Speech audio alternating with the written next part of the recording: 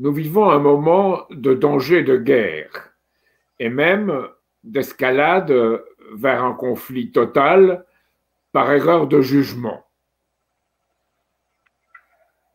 Jamais, dans ces conditions, dans l'histoire, l'opinion n'a été si peu et si mal informée et jamais on a vu autant d'indifférence. Indifférence vis-à-vis du risque pour tous et vis-à-vis du sort de ceux qui souffrent dans le monde.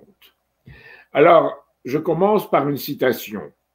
C'est celle de l'amiral Charles Chas Richard, qui dirige le commandement stratégique américain, le Stratcom, qui a dit les militaires américains doivent changer leur hypothèse principale, qui considère un recours à la guerre nucléaire comme impossible, à plutôt considérer sa réelle possibilité.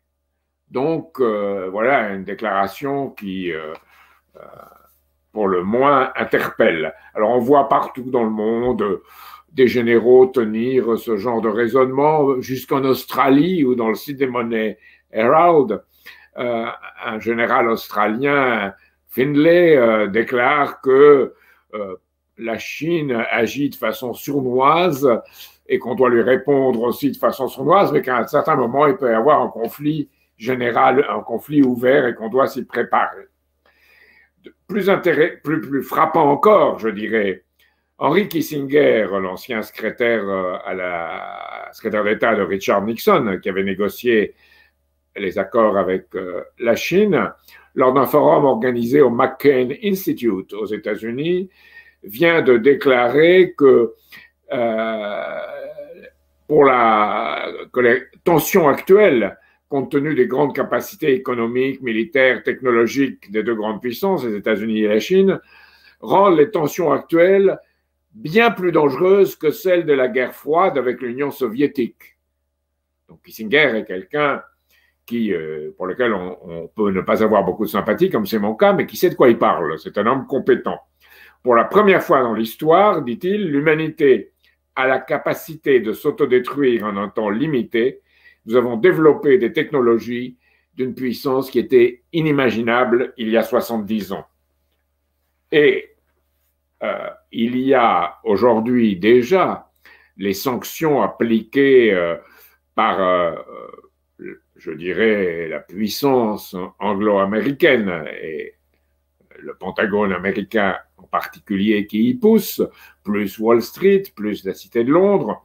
Donc ces sanctions appliquées contre les pays qui ne veulent pas accepter leur ordre unilatéral. Je dirais que ces sanctions deviennent un crime contre l'humanité lorsqu'elles appliquent à des États qui sont en faiblesse parce qu'ils n'ont pas les moyens de s'alimenter, parce qu'ils ne reçoivent pas de médicaments. Donc là, il s'agit quelque chose qui est de l'ordre du crime.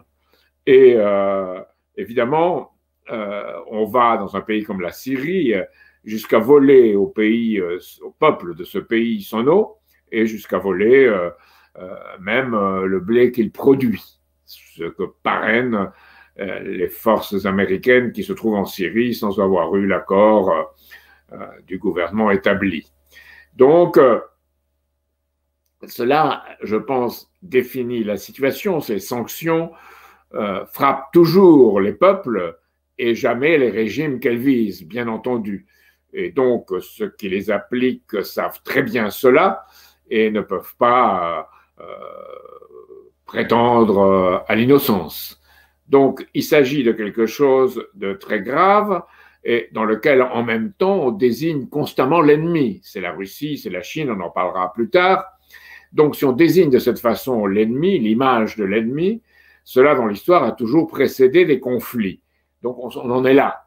Et il faut bien mesurer ce que cela veut dire. Alors, Maria Zakharova, qui est la porte-parole du ministère des Affaires étrangères russe, a dit que la pratique vicieuse des sanctions impose un ordre politique unilatéral et des restrictions économiques et deviennent autant plus graves qu'on applique ce qui aux États-Unis est une justice extraterritoriale. C'est-à-dire que quiconque a négocié en dollars et quiconque a négocié ne serait-ce qu'avec une toute petite partie de produits américains y est soumis. Donc cela va très loin.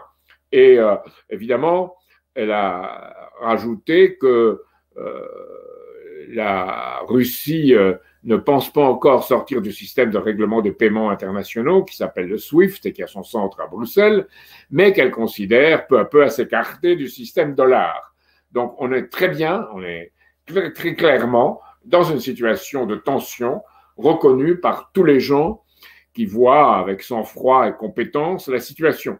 Et je le répète, le drame, c'est que les opinions ne sont pas tenues informées de ce qui se passe par les médias et que elles-mêmes sont dans une vision de court terme et souvent d'indifférence morale. Donc ici, ce que nous voudrions, c'est qu'on regagne notre sens des réalités et qu'on regagne notre principe de solidarité humaine.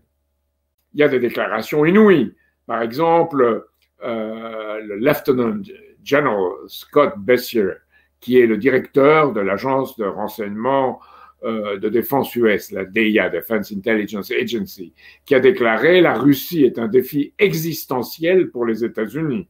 Il y a des manœuvres Defender Europe 21, Défendre l'Europe en 2021, qui se déroulent à la frontière russe. Alors on a dit c'est les Russes qui sont allés à la frontière d'Ukraine, mais les Russes sont dans leur pays. Là, c'est dans des pays où l'OTAN et les États-Unis avaient promis qu'ils ne déploieraient pas leurs forces, eh bien, ils les ont déployées avec toutes sortes de mauvaises raisons. Et Blinken, qui vient d'être mentionné, est actuellement en Ukraine, accompagné de Victoria Nuland, qui a été l'organisatrice directe de la déstabilisation du Maïdan en 2014. Donc, on a toute une attaque incessante de l'administration Biden contre la Russie et contre la Chine.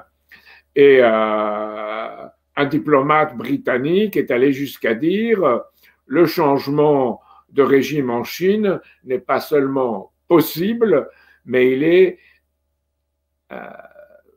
impératif. Donc voilà les propos qu'on tient.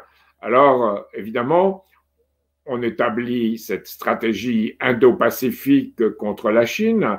Lloyd Austin, le secrétaire américain à la défense, a tenu des propos extrêmement offensifs et la situation est très tendue autour de Taïwan. On dit la Chine veut envahir Taïwan. Après tout, on a accepté la théorie qu'il y a une seule Chine avec deux systèmes.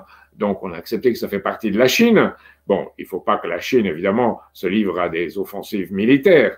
Mais on tire les moustaches du tigre, je dirais, en disant que, en envoyant des délégations américaines à Taïwan, en renouant avec un rapport avec Taïwan qui est de l'ordre de celui de la guerre froide, alors que le parti qui est au pouvoir à Taïwan est indépendantiste, même s'il est plus prudent même que les Américains eux-mêmes aujourd'hui, et The Economist, qui est le porte-parole des milieux généralement va-t-en-guerre britannique de la City, The Economist dit que Taïwan est devenu la région la plus dangereuse du monde.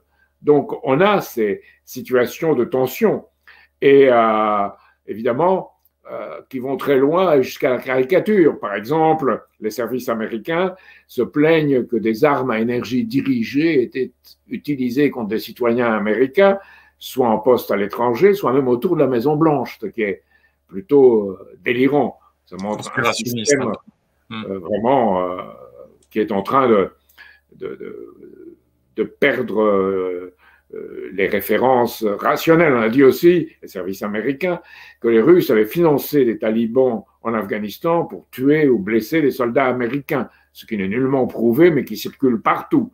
Et voilà, et c'est le G7, dans ce contexte qui a eu lieu, plus un groupe de Copenhague dans lequel il y a Taïwan, Hong Kong, et qui manifeste partout cette même idée qu'il faut unir les démocraties contre les régimes autocrates. Alors, moi, je veux bien si les démocraties avaient un réel développement économique, mais les démocraties, entre guillemets, qui n'en sont pratiquement plus, puisqu'il y a un contrôle de l'opinion que l'on connaît.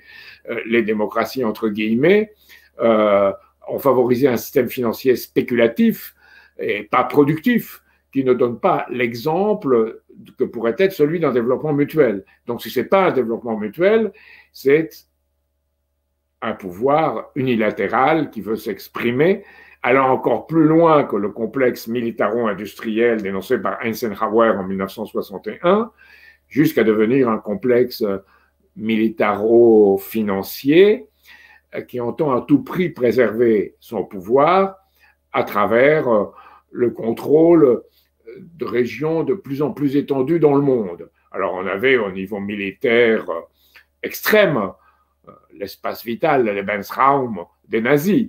Aujourd'hui, évidemment, ce n'est pas exactement la même chose, mais c'est quand même une notion d'étendre son pouvoir partout de manière unilatérale.